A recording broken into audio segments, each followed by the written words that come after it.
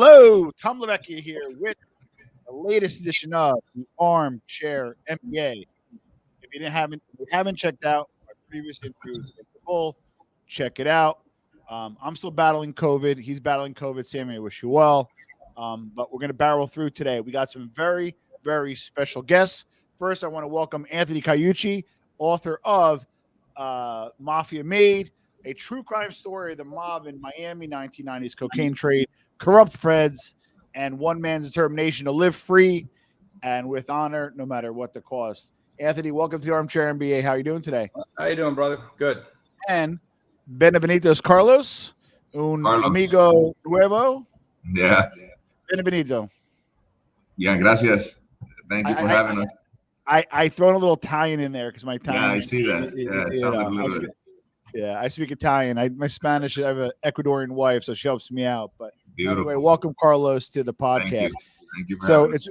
it's my pleasure. It's really an honor and privilege, to have you guys on. I want to kind of jump in. So let's start off with Miami, Anthony.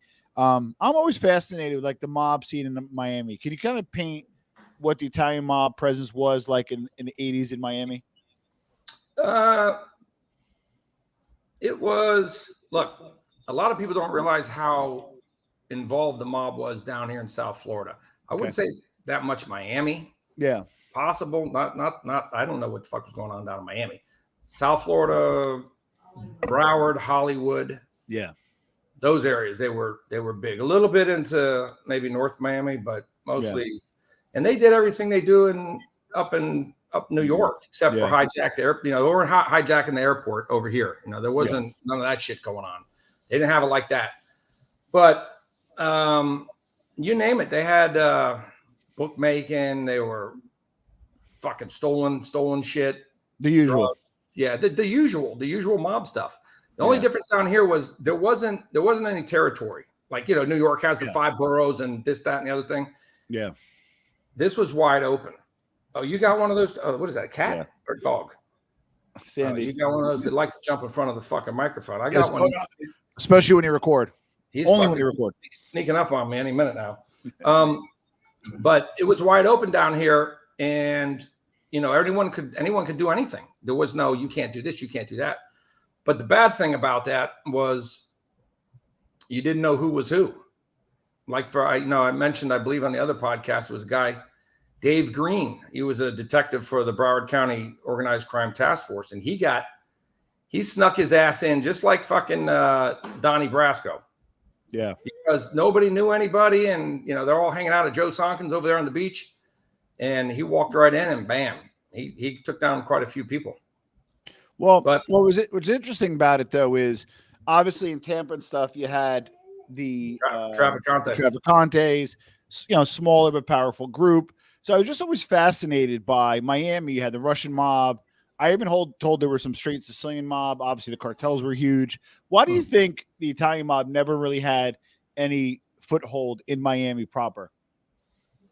Because the Cubans and the Colombians. Yeah. The Cubans made Miami. Okay, yeah, true. The Cubans made Miami, and you're not going to come down there. I made an example the other day about Japan, with the Chinese coming from communist China, going into Tokyo and walking right into the Yakuza office with a gun and saying, listen, this is our fucking section. Yeah. And what are you going to do? Now, just flip that around and do that with the Mariela boat lift and the Cubans coming from nothing. Correct. And then they open up all of Miami, and then the Italians are going to come in and say, no, that shit ain't happening. Not like that. Those Cubans are fucking crazy. Well, it also, when you got nothing to lose, it doesn't matter. Yeah, right. You got to lose. So, and this is going to kind of start with Anthony on this next question, and then Carlos, because I want him to weigh in. So, obviously, the mob has historically been, Italian mob in the U.S. has been historically opportunistic, whether it be prohibition and the like, right? Cocaine exploded in the 80s, right? You had Pablo through, Florida. You had the Cali in New York. Why didn't the mob, and I still don't get this, and nobody could ever fully raise their hand and say, this is why. I don't get why the Italian mafia went to them and said, hey, we have the 26 cities, we have the heroin pipeline, we have the relationships, we have the ability, we'll take it off your hands at the port and just insert the coke into their heroin pipeline. I never understood why the Italian mob missed that opportunity. Anthony, why do you think that happened first? And I would like Carlos to weigh in next. Because there was the old timers had a rule: no dope, no dope. I think Carlo Gambino was one of them, like one of the first guys. Dope was out of the question, right? They didn't like the dope, but they didn't have a problem with having girls on the corner sucking cock. That's okay, right? That's okay, but no dope. I mean, come on, right? So they had this rule, and if they found out they're peddling in dope, they were going to get whacked because they were worried that the feds weren't going to tolerate dope. They'll tolerate prostitution. They'll tolerate some gambling and shit like that. But when it came to drugs, so, the bosses said no dope. However, we know a lot of the underground, the soldiers and the capos, they're like, all right, no dope as long as I don't see it type of thing. So then the street guys are out there, and then this fucking DEA agent gets clipped, right? By a bad dope deal with the fucking, what the fuck was that guy's name? Gus Faraci. Yeah, Gus. That's right. Fucking from one of Chili's guys. Yeah. The Chili's fucking guy from prison. Yeah. He gets knocked off and kills a fucking DEA agent. But what kind of shit was that? So to me, that's probably the only correct answer. It was part of their rules. And you know how the mob rules are. Don't do this, don't do that, or you're going to get knocked off. But then, however, all the rules are broken. But then how do you explain, though? And we knew, like, the old, the French connection, Pete's connection, they could hide and say, oh, they were the Sicilians. I get that, right? But how do you explain, Matty Madonna selling to Nicky Barnes, the Gambino, the Cherry Hill Gambinos? These guys were making $200 million a year. I guess it really was a do as I say, not as I do policy, because the Gambinos and Bananos and Lucchese's specifically were moving hundreds of millions of dollars a year in H. That's why I was surprised they didn't adopt the Coke game quicker. You know what I mean? So Carlos, in your perspective, when you were an independent, correct? Correct. And explain that to me, because I understand at that point you would source from either, Pablo or from Cali or North Valley. Can you give us a little about what it means to be independent and what you did exactly? Well, I grew up in the States. I grew up in Miami. I grew up there. I went to school there and everything. And then my family's obviously from over here, and I grew up within the 70s, 80s era, where they call it the weed bonanza before even Coke was introduced. What's that? Mota? The weed, the Colombian gold, Sinsemilla and all that stuff. Okay, and I think that what you were asking with why didn't the Colombians ever like reach out to the Italians or anything? I was wondering. I would think they would be the best customers. It was more of a trust issue. Really, Colombians would deal with Colombians. You know what I mean? At the beginning, there were a lot of, in the 70s, early 80s, there was a lot of big time Colombians that lived in the States and opened up their lines. Then once they come over here, they open up with the Pablos, they open up with the Rodriguezes, they open up all these things. Yeah. My line, since my family was involved in all this since early years, I knew more or less how everything moved. And it wasn't like anything was handed to me. Just little by little, I was meeting key people. You know what I mean? I started out, I don't know, just like everyone, selling little dime bags and selling grams. I had, working out corners and stuff like that. I was a handful for my mom for a while. We were alone. My dad had gone away, and everything I did was a stepping stone. And then I still, so sometimes I sit down and I look at the roof and I'm like, how the hell did I do everything that I did? How did I meet the people that I did? I never expected it. You know what I mean? People that you read about, people that you see on TV, people that a lot of people say, oh, so-and-so, and their books written about certain people and all that. And I had them next to me, talking to me. I have how do you say, una anécdota, like a story of a big time guy from here that everybody knows. They've written books about him and everything. I fly down to Colombia for, I think this was in the 89, 90. First time I was here since I was young. And this person we were working, but we didn't know each other. Everything was by phone. Okay. He didn't know me personally. When I get here, a mutual friend that was the contact in between us tells us that's so and so. He's like, that's not so and so. I speak to so and so all the time on the phone, and since my voice was deep, they think I'm an older guy. I was 22 years old. Wow. And then he's like, no way. He goes, that's him. And then he gets up and he introduces us, and he's looking at me like, oh, like shady. I like, shit, I better identify myself before I get in trouble here. So I go up to his ear and I tell him, I go, on such and such date, we spoke about this, you told me this, and this. And he's like, I get the fuck out of here. At 22 years old. Yeah. And then that led to other things. And, and I was being introduced, and, at that moment, life was beautiful. Everything, whatever I was intending to do, it went through. Anthony could tell you, when we spoke to Chile. Hey, can you take something off the plane? Yeah, sure. I don't know. I called Anthony. Hey, can we take something out of the bill? Yeah, sure, no problem. Boom, we hit for 50 bricks. Well, that's a great segue, Carlos, because that was actually my next question. Yeah. Jerry Chile, Anthony had some experience with him. Give us a little background about him and who he was. Well, Jerry Chile was the capo in the Bonanno family. There's Sammy the Bull I did a video first talking about the fuck was his name, the German Joe Watts. Yes. And I heard the story out of Jerry's mouth. He was talking about Joe Watts and how they were sitting at the table, and he basically called them all kinds of fucking names. And then Sammy the Bull steps in, and his version of it was a little different. Yeah. Jerry told Joe Watts, fuck you. And Joe Watts is like, listen, I'm with Paul Castellano, right? And he goes, fuck you and fuck Paul also. Yikes. Okay? That was the problem. He told Paul to go fuck himself. Well, the fucking Sam the Bull steps in and comes up with, like, he stepped in and he was going to do this and he was going to fucking kill Jerry Chile, right? Listen, he ain't killing fucking Chile. Ain't no way. Correct. And especially him at that time. Correct. Captain, and his brother's a captain at the time. Yeah. So Sammy spins shit a little bit, but it is what it is. Sammy's sick right now, so I don't want to say anything bad about him. Yeah. Don't die, you prick, because then we got nobody to fuck with. We got to pray for him. Yeah, definitely. Don't want to see anything bad happen to Sammy. But Chile comes down to South Florida. Yeah. And I'll tell you what, Chile was a wrecking machine. This guy, when people say they don't give a fuck? Yeah. Right? Sammy says it all the time. I don't give a fuck. Chile didn't give a fuck. Yeah. He did not care. If he went to jail, he didn't give a fuck. Yeah.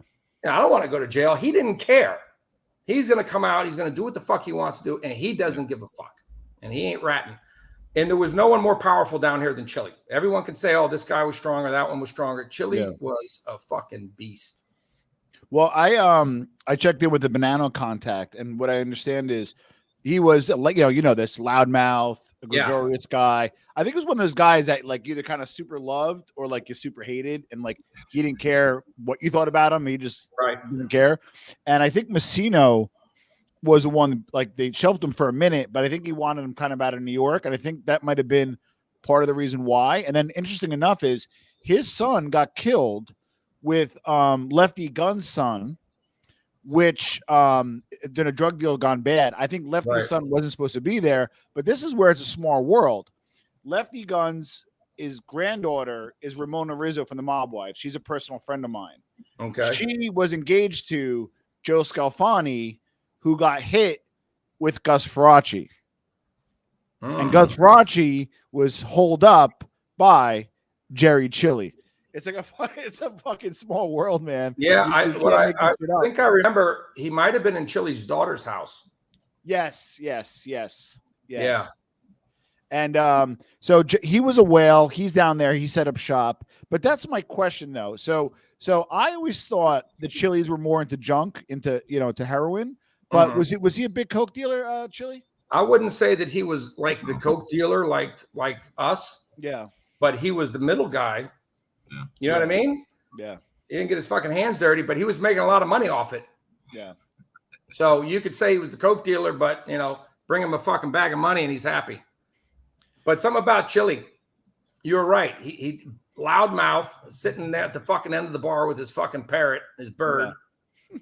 But he didn't look like, he had on his little like a Tommy Bahamas shirt with fucking palm trees on it.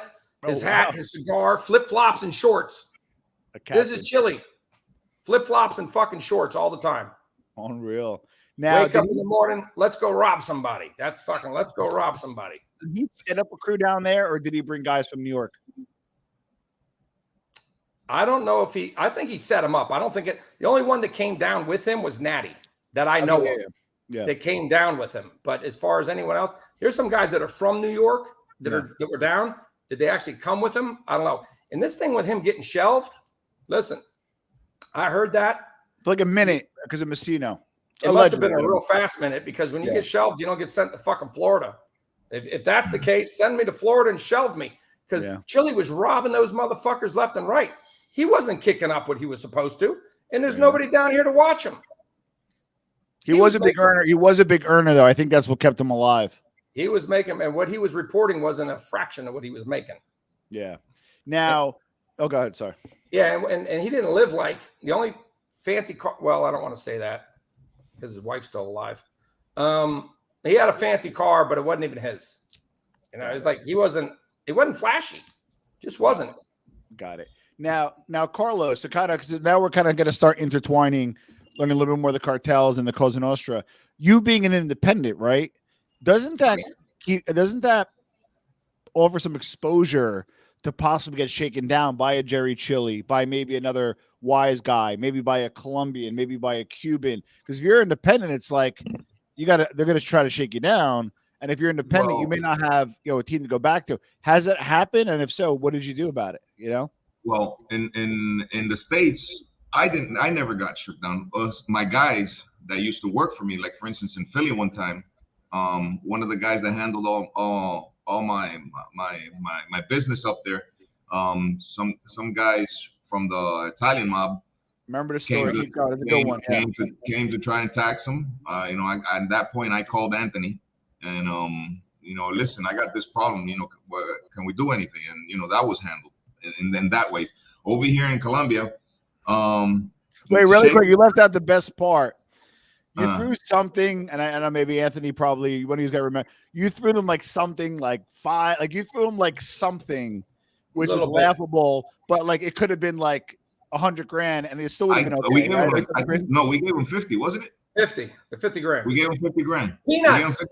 Yeah, but it could have been a lot more. It could have been millions.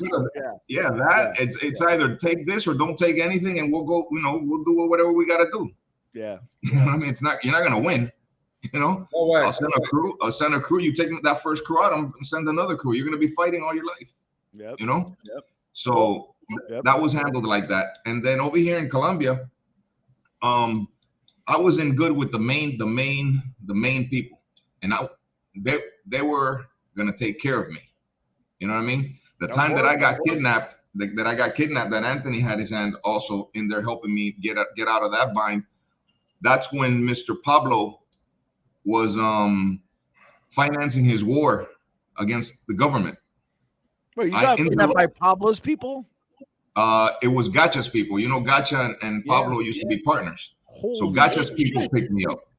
Okay. Holy shit. And that's at that level that somebody tried me.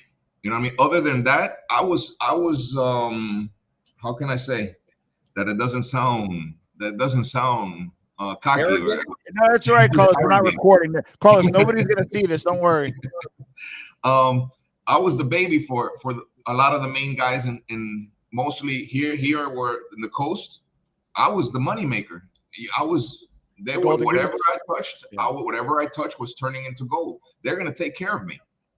Cali also. I met all the main Cali guys. Take care of North Valley, taking care of me. Don't touch that guy. One day, when I got kidnapped, the main guy from here on the coast was contacted, and like, who has him?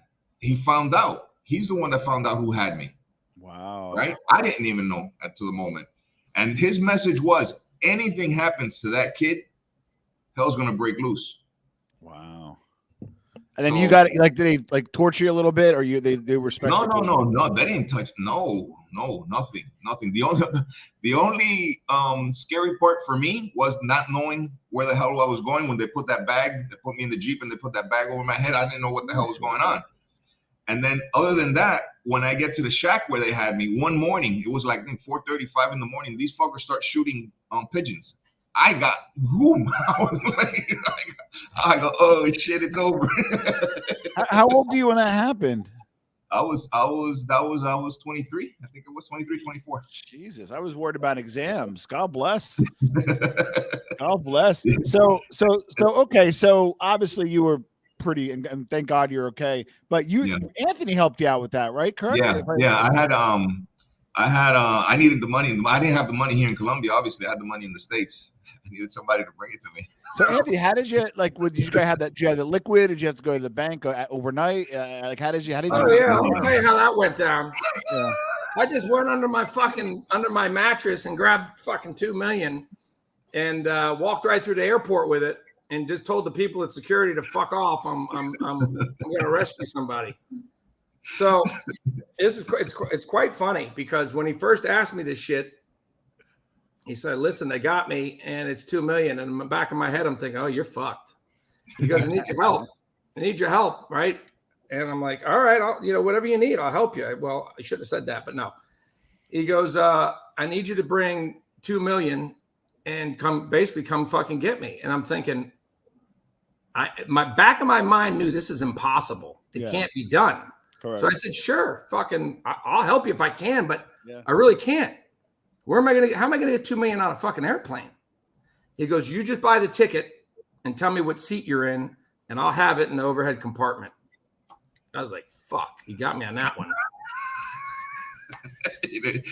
Actually, it was just my message, but it wasn't me. It was somebody from my crew called him. You know what I mean? So, man, you delivered it, and Carlos, you had your crew get the money on the plane?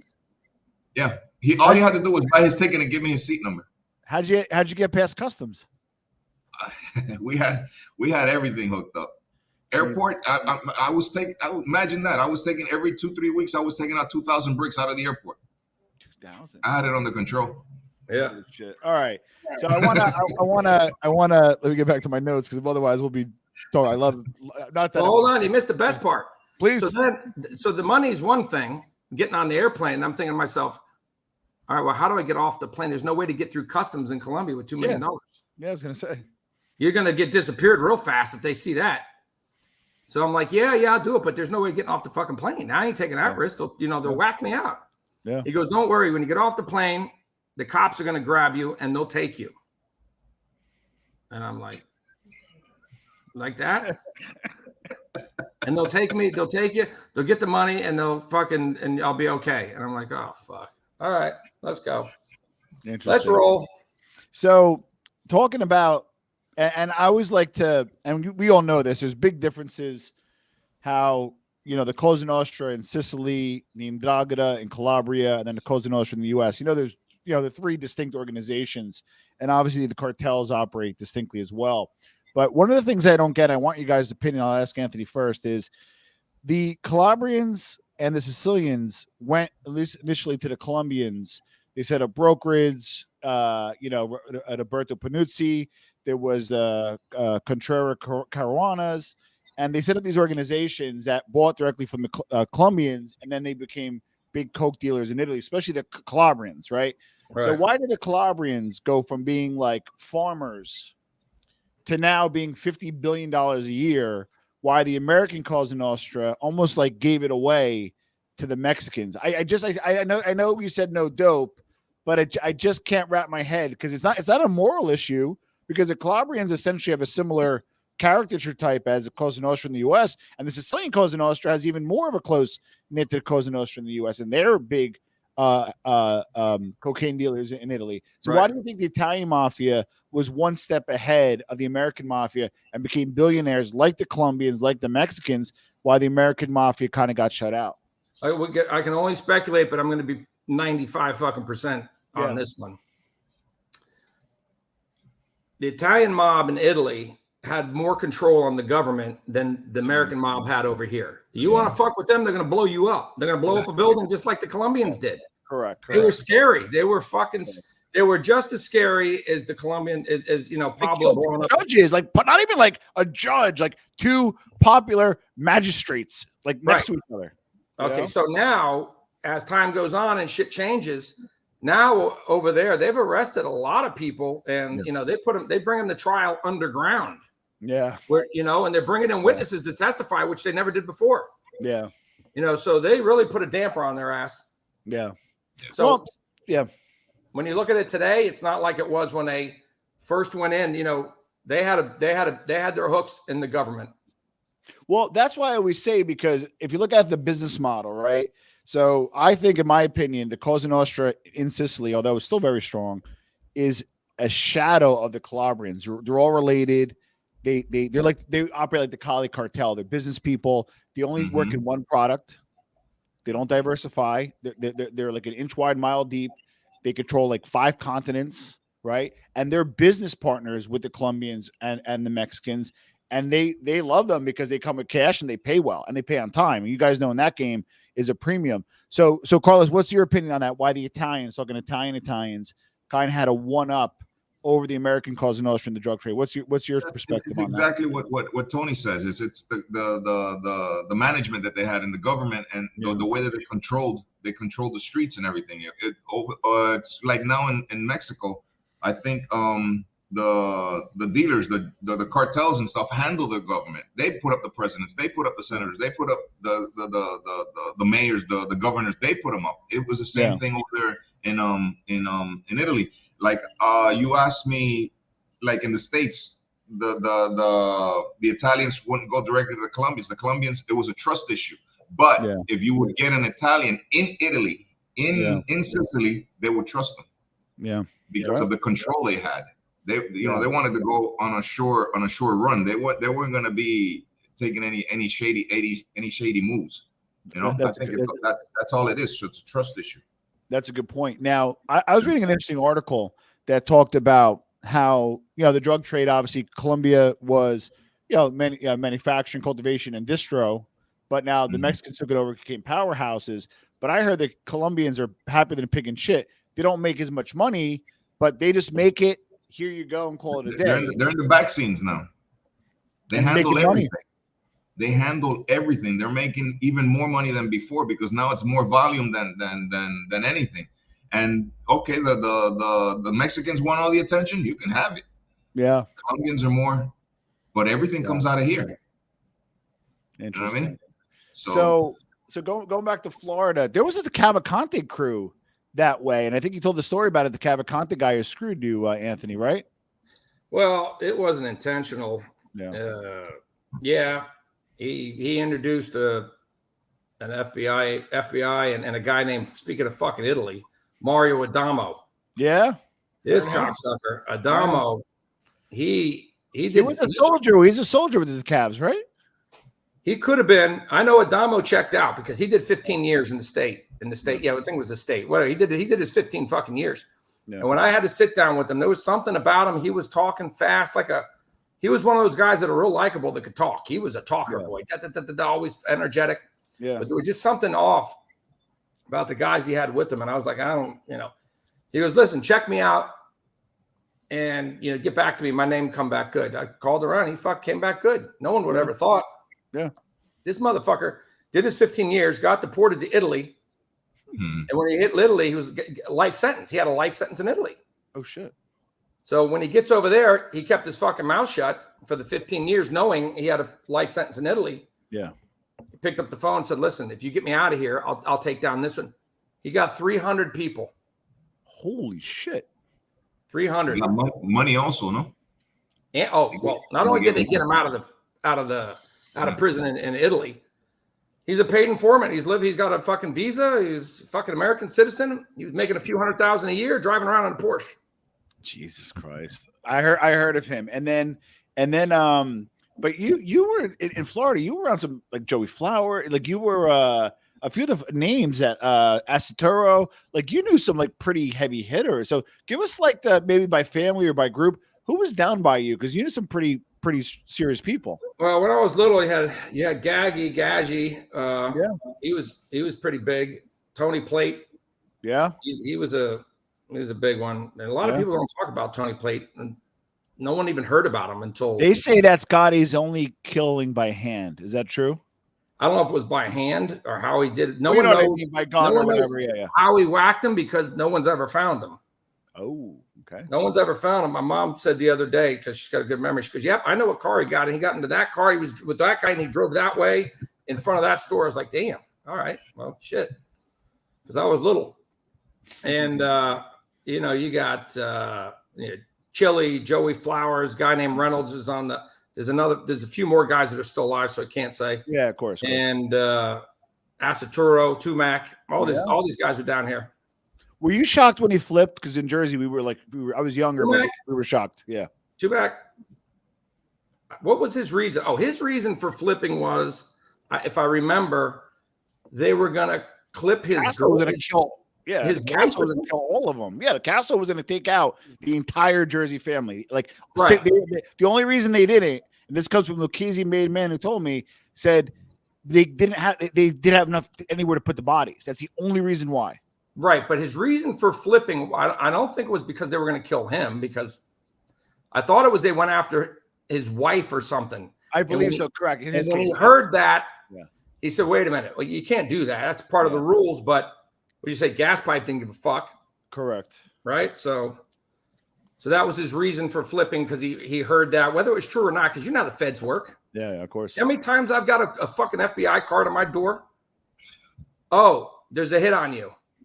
Now, it's our obligation. What do they say? It's our obligation to let you know Correct. there's a hit on you. They do it all. Now, if it's true, it's true. But if it's not, it's just their way of trying to bring you in, saying, "Listen, someone's going to clip you. We heard on a wire that you're going to get hit." So, well, who is it? Well, we can't tell you. How do you know it's not fucking bullshit? Yeah. And then you got to think, wait a minute. Who would want to clip me? I don't rob people. Yeah. I didn't do anything wrong. So, you got to call their bluff. Now, what Carlos was saying not too long ago, the reason the Colombians or most people don't want to deal with the Italians, the American Italians, is because they love to fucking rob people. They love to rob people. I'm going to make $1 million with Carlos right now. Okay, we're going to do a deal. We're going to make $1 million. Yeah. But if we rob them, we'll make 10 million. Jesus. Christ. Yeah. They just the Italians in Italy, they're more like, all right, it's fucking business. Yeah. We rob you once, then what? Yeah. Yeah. So, do you know in Italy, in Sicilian Cosa Nostra, a made guy is not to charge interest to another made man? Like, the rules are categorically different. So one of the things I'm excited about to read the book. And oh, by the way, I am announcing a 10-book giveaway. So drop your favorite Mafia Made story below. You got to watch Mafia Made, the channel, and then drop your favorite story below about Carlos and Anthony. I'm going to pick 10 people, and I'm going to ship out 10 books to those winners. So we'll get to that after the show. So, but one of the things, Anthony, though, is although you were affiliated, you said you kind of kept independent. And I'm going to be honest with you, me being a Jersey guy, being Italian-American, met some really serious people. How did you do it? Because it's really, especially down there, we're like, at least here, it's like somebody comes to you and you're independent. You can at least maybe knock on a door for help. How did you remain independent there? And give me one or two examples when it got challenged. I think even with Jerry, like walk me through that a little bit. Well, first of all, I was around these guys ever since I was knee high. Yeah. So you've got people that want to come, if they want to come after you, you just go to one guy and say, "Hey, who the fuck is this? Oh, he's with so-and-so." They tell him to fucking lay off. Yeah. They call, "Hey, he's with me." Just that simple. He's with me. Leave him fucking alone. Got it. Then you get some guys that may be in the Bananas, for example, and you got Chili. Chili's the capo, and then you got someone like Steve Maruca. Yeah. And, one guy's like, all right, well, they don't, let's say Chili. These mobsters, they're fucking sneaky. Yeah. Chili Get out, really? Yeah. Chili tells Steve, "Hey, maybe you can squeeze cooch. We had a bad week. Squeeze cooch, see if you can squeeze cooch, right?" So then I have a sit down with him. He's like, "Hey, I heard you're doing good. And there's people that want a piece of the action, but if you come on board, we'll make sure nothing happens to you." And I see this motherfucker. Jesus Christ. All right. Motherfucker, I got you on board. Look under the table. You tell them if they want something to come get it. You know, and then they're put in a position to where, well, it's not worth them whacking me because I make these guys money anyway. Correct. I'm not kicking up. Yeah. But I'm the guy that, hey, if you want X, Y, and Z, you call me. Well, hey, you were the connect, correct? I was the connect. And that's, you know, when this thing started going, untouchable. And until I had the problem with fucking the restaurant. And that's when the Colombos come in. You know, that whole ripoff with Colombos always ruin everything. I can't even fucking pronounce that fucking family name. What do you call it? Decalavante? Oh, the Cavalcante. The Cavalcante. There we go. I could never say it. The Cavalcante. So the thing happens with Sal from the Cavalcante and Mario Adamo. Yeah. And we're going in to collect. And here comes fucking Joey Flowers from the Colombo. And there was a whole thing there. Like, oh, I'm like, oh, really? We're gonna have a fucking bloodbath over here. Wow. It was beautiful, actually. How'd it pan out? It panned out great. I sat down with Joey Flowers. Actually went to my attorney's office. He's an attorney, like is everybody's attorney. Yeah. One of those guys that does everything for everybody. Correct. He calls me up and he goes, hey, we can't close on that restaurant because they owed us money. We're taking the restaurant. The restaurant had been worth close to $1 million. Holy shit. And he goes, we can't close on the restaurant. I go, why? He goes, well, this real scary man just came in with the fucking giant wart on his forehead. And I said, really? He goes, yeah, he wants you to call him. I said, what's his name? He goes, Joey Flowers. I said, that motherfucker. So I called Flowers. I go, hey. He goes, hey, kid, we got a problem. I go, where you at? He goes, I'm over here at Hemingway's. I said, all right, I'll meet you there. So I get there. There's nobody in there. Flowers is sitting there. I sit at the booth, and he's got his fucking goon sitting there watching. Get this fucking guy out of here. Yeah. Oh, he's with me. He's with you. He's got to go, or we ain't talking. So Flowers reaches over the table and gives me the fucking arm to squeeze. You know? Uh-oh. He says, listen, I don't know who you are, kid. You know, he doesn't know who I am, kid. Yeah. I was 23 or 24, some shit like that. But this restaurant's ours. I says, well, that's fine. I need 120,000 and you can have it. He goes, how about this? You give us 100,000 and you can have it because we got 100,000 in this restaurant. I said, really? Since when? Because before all this went down, Sal never mentioned you guys as partners. Yeah. Because, yeah, we've been in here a long time. And I'm sure you know who we are. So I get on the other side of the table and I sit next to him really close, uncomfortably close. And he's looking, and he's an older guy at the time. I want to say close to 60. Yeah. And I'm like, I got him in the corner, squeezed up next to him. And he's looking at me like, and I'm whispering in his ear. I said, listen, Joey, I said, I know who you are. I respect you. You're well respected. But this is what's going to happen. If you want to go to war, we can go to war. I'm going to make one phone call to my buddy Carlos over here. They'll send 5 guys from Colombia. You'll never see them coming, and they'll kill everybody, including your. And you won't see it. There's no rules, you know. And he looked at me. He knew what I was saying was true. Correct. He didn't want to admit it, and he says, "Then we got a war." I said, "All right, motherfucker, we got a war." And everyone got arrested before everyone got killed. So Carlos, so nobody knew of Carlos. So obviously you wouldn't give up because you were the connect. I'm assuming nobody knew. None of the Italians knew of Carlos, correct? Well, Chili did. Chili did. Yeah, Chili knew. Yeah. But would Chili be crazy enough to kill you, Anthony, and just say fuck it? Chili? No reason to.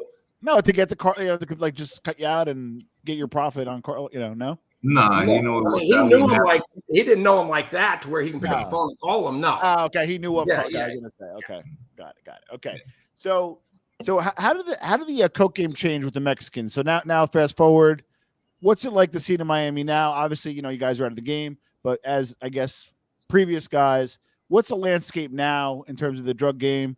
I'm assuming the Italians are still not really too involved. Who controls the game now at the distro level? And who are the players now, as far as you guys know? Again, you don't give names, but Carlos, what is your opinion on the current state of how things are now? Right now, the U.S. government is the boss. They bring it in and they sell it. Not just kidding. Right now, the crews that are dominating the game over there are the Mexicans and the Dominicans. Yeah. How about the Haitians? Dominicans, Haitians have, they use Haiti for a, how do you say it? Like a launch point. They'll bring it in and out. Point. Yeah, but the Dominicans are the ones. Dominicans and Mexicans, they're dominating. Well, I knew of some American-based wise guys that went to DR to not only get coke but to also broker heroin deals. And I think it wasn't to meet with Mexicans. I think it was to meet with Dominicans. Yeah, they're the ones that they're handling, and through Mexico, you can't control the Mexican border. Yeah, you know what I mean. Yeah. And in the ocean, out of DR, the ocean's too big, man. You know what I mean? There's many ways to get it in there. And from what rumors that I've heard in the States now, there's a lot of dope over there, man. Yeah, there's a lot of dope. Well, there's a lot of dope going if you pay your taxes, it's okay. Yeah. Well, one of the reasons why I watched Anthony's show for a while. I'm happy that Carlos is on. They got a great dynamic. Well, Anthony, with all due respect, your story is almost unbelievable, right? You got Cosa Nostra, you got like the cartels, but then the Yakuza. Walk us through the whole Asian. You can't make this shit up. You can't make it up. Listen, there was one part in the book where I get arrested by the Chinese, and my face is on the beer bottle, and you can't believe this shit. I got my face on the beer bottle,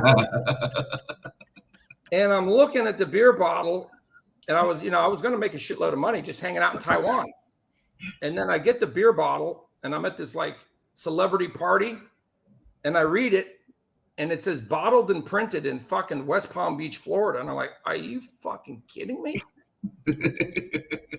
How can this happen? So I was thinking I would have never put that story in there unless I had the cop. I got a beer bottle and I got the newspaper article.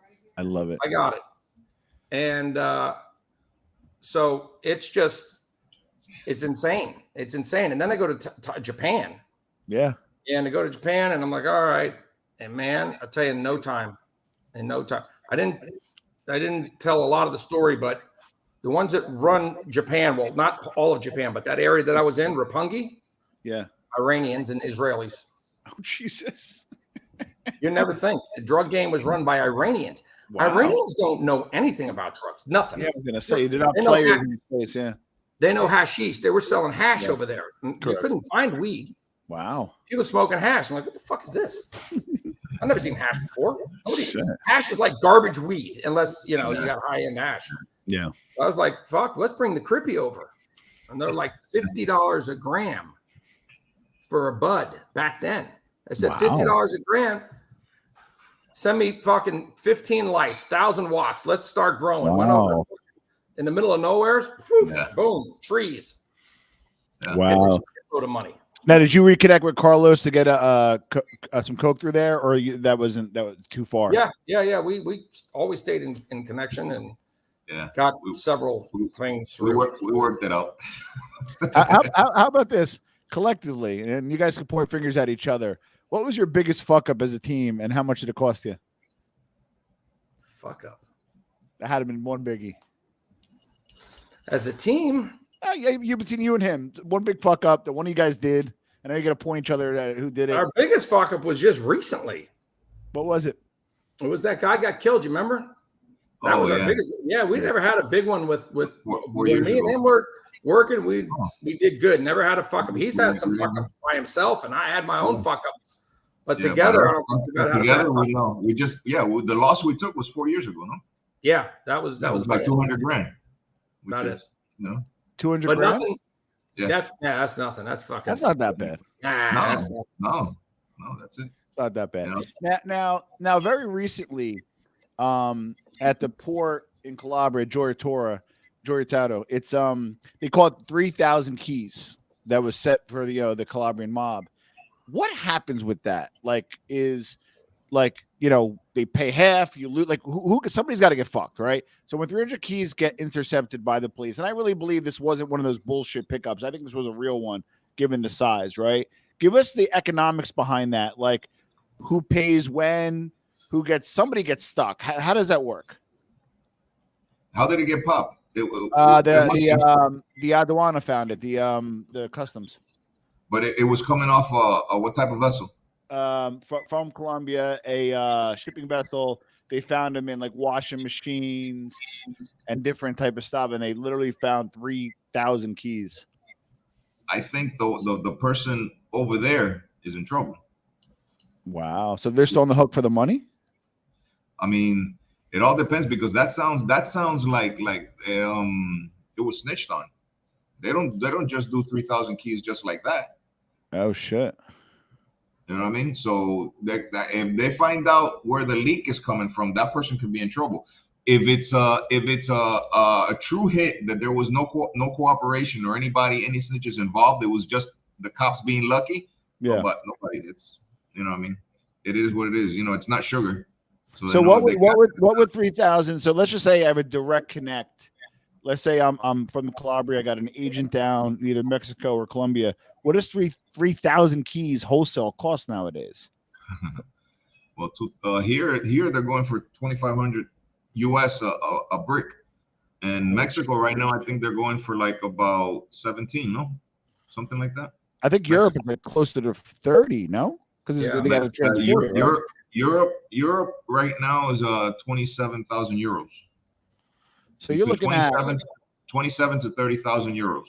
So somebody's got to pay these people $900 million. Like what happens? That's what I don't get. Like there's like usually not street price over there. It's what the investment. You know, whatever the investment. What I'm saying is, so Anthony's in Italy. You're in Colombia. Hey, send me 3,000 keys. Do I got to give you some like earnest money? I assume I got to give you some earnest money, correct? For me, in order for me to, if he wants some, hey, send me 3,000 keys, send me the money. all of it? Yeah. And then if it gets stopped by customs, you're shit out of luck. Because I gotta pay for each brick. Then out of the lab, they don't give you a brick unless you pay for it. Oh shit. You know what I mean? Well, you gotta pay. If you want 1,000 bricks. Yeah, right. You gotta pay to transport it from the lab to the ports or the city where you're gonna work it. You gotta pay to stash it. You gotta pay to put it on board, and you gotta pay the taxes. The taxes are whether it's a guerrilla zone, whether it's a paramilitary zone, or it's just the military police or whoever's, you know what I mean? Whoever's. Yeah, shit. I would need you to look the other way. So here's a question. I know where he's getting at. So let's say, Carlos, you doing all that. You pay from the ranch transport. You load it onto the boat, and we're looking at $8,000, or fucking $5,000, whatever the fuck the number is right now, right? So let's say we got a $2 million cost at this time. We got a lot of shit, $2 million, and you got a guy on the other side who's in Italy, right? He's got a ton of money. And he calls you and says, send him. And you say, all right, you send him. And he's not sending you any money. You're going to front it to him because you already paid for it. Right. All right. Now okay. So you're fronting it to him. Mm-hmm. And it gets knocked off in the water before it hits land. Right. What's he on the hook for? Okay. He's got to tell me previously what he wants. You know what I'm saying? Before anything like that happens, like for instance, he wants 1,000. I'll say, I'm going to put in 1,000 of mine. You know what I'm saying? I'll front everything, no problem. But if anything happens, you owe me the investment of 1,000. Oh shit! You don't have to pay for mine, but you have to pay for your 1,000. Now, Anthony, when these guys, obviously that's a huge hit. Does that 3,000 matter? Or is that a drop in the, I don't, I mean, obviously it's a lot. You don't order $1 million of the dope when you only have $1 million in the bank. Got it. If you got 10, you order 1 if you're smart. Yeah, exactly. You lose fucking half of 5 licks, and you lose 1, 2, 3, 4, 5, and number 6 comes in. You were down to 5 million, but when that 6th one comes in, boy, you just made 40 million. Right. And I'm assuming they account for it. Like I'm guessing they're like, you know what, we're gonna lose 1 out of 20. Like when in your guys' business, did you guys account for leakage? Walk us through the business model on that, Anthony. If you want to maybe share from the. It used to be 3% they would grab. Right. That's it. And that was from snitching. The 3% was from the snitches. Oh shit. So actually, the cops actually catching shit on their own is like no. point. that doesn't And happen. there are times when they accidentally, usually the Coast Guard, fucking seeing a boat, something, a mayday, help, we're sinking. Oh shit, you got a boat full of dope. Yeah. That happens. I know a guy that got knocked over by a whale. That's some luck. And that fucking whale rolled him over. And he's hitting the mayday button, and he's trying to swim away from the fucking boat, and the boat sinks, and the Coast Guard comes, and the fucking bales float up. Yeah. And he's pushing them away and shit. Fucking yeah. I mean, you gotta stick out like a sore thumb for the cops to come and just get lucky, something like that. You know what I mean? Or you're on a flight and you put in 100 pounds of creepy weed in the belly. They open the belly, they're gonna smell it. Yeah. Now, you know what I mean? It's gotta be now like that. I want to plug your show a little bit, and then we're gonna plug the this is a good one, and plug the trip you guys are having after. But you guys tend to be in a little bit of a hot streak on Sammy and Michael. Kind of weigh in on the Sammy and Michael feud, where you land. I want to hear Carlos's point of view first, because he kind of acts innocent, but he throws his jabs in once in a while. On Sammy and Michael, what do I think of them? Yeah. I mean, I'm just getting to know them. You know what I mean? I like them both. They're all, but it's just a lot of the BS that's out there that we catch on to. You know what I mean? Don't think the audience is dumb. You know what I mean? And they got such true hardcore fans that they just believe everything that they say, unless a lot of things that Anthony has pointed out and that I've caught on to, like with that other guy, not them two, but the other guy, the guy that was in the movie. Russo. Yeah, the one that met Pablo at the church.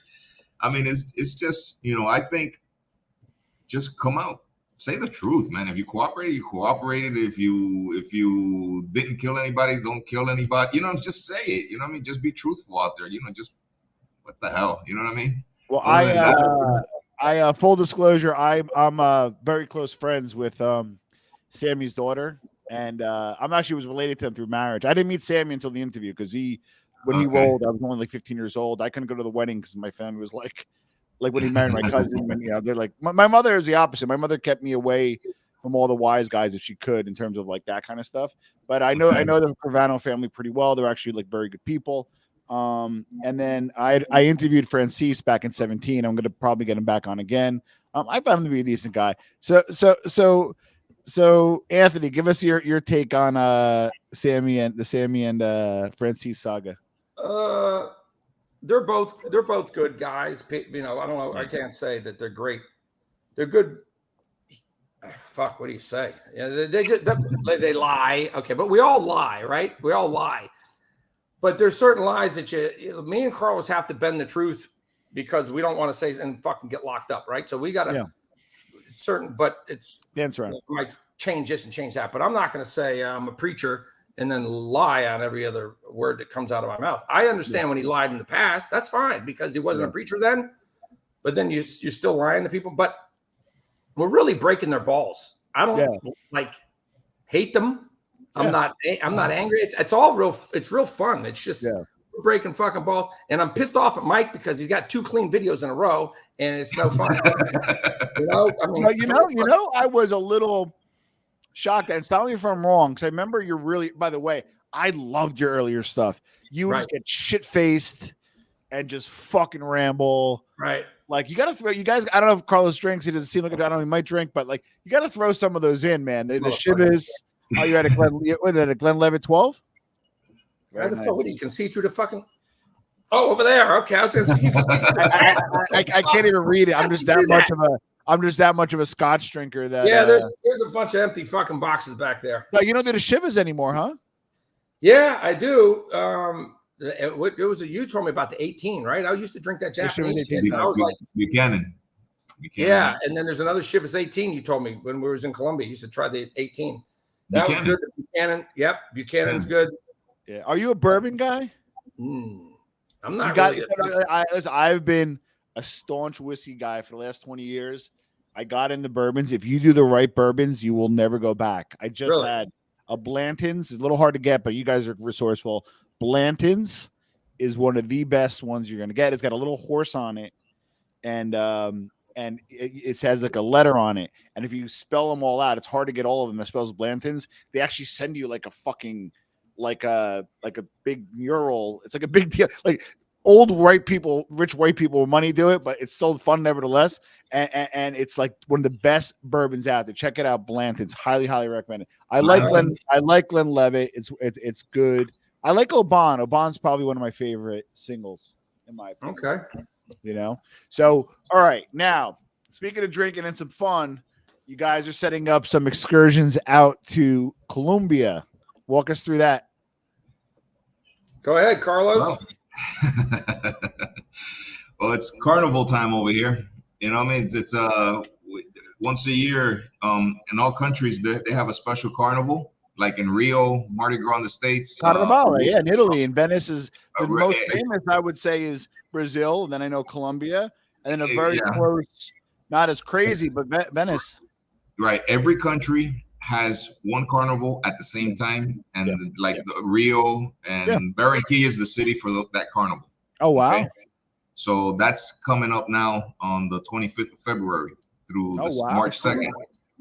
So Anthony and I decided, hey, we need the carnival. You know what I mean? Why don't we just bring a couple guys down here, invite them, show them the city, and just we'll have some sit downs. We can speak about a couple things that we can't usually say on camera.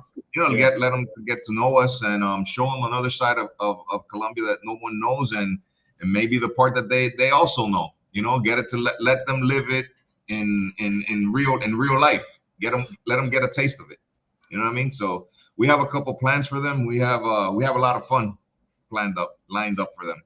Now I have the website AnthonyCaucci.com.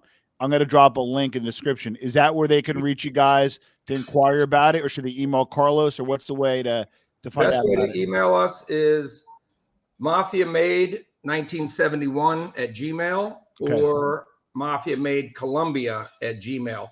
And when you spell Colombia, it's COLOMBIA. There's no U. Now I'm gonna if it's okay, because you said it, I'm gonna put the actual emails as well in the description, so people that want to find out about it. It sounds like a lot of fun. Do you guys smoke cigars by chance? Not much. When they were in style back in the early '90s, I used to hang around with one, but I didn't know how to smoke that stuff. Got it. I might have, now that I got COVID, my wife's like Nixon on the cigars, so I'm gonna have to take a little respite. Well, listen, we're gonna wrap up. This was fun. Listen, you guys are you have to come back on. This was just an appetite. Even Anthony was like, "Listen," I'm like, "I want to have you on." He goes, how much time do you need, Tom? I said, about an hour. He goes, if you want my story, it's gonna be longer. So you're gonna have you guys back on soon. It's an honor and privilege. I want to plug Mafia Made. I think one of the fastest growing shows into space.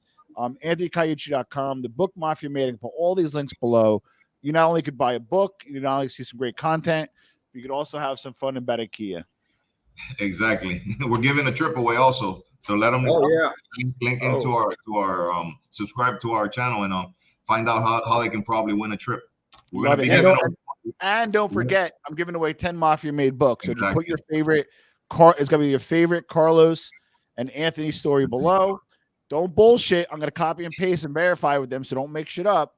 And then I'm going to give away 10 books. So, Anthony, why don't you wrap it up, and then I'll have Carlos do the final.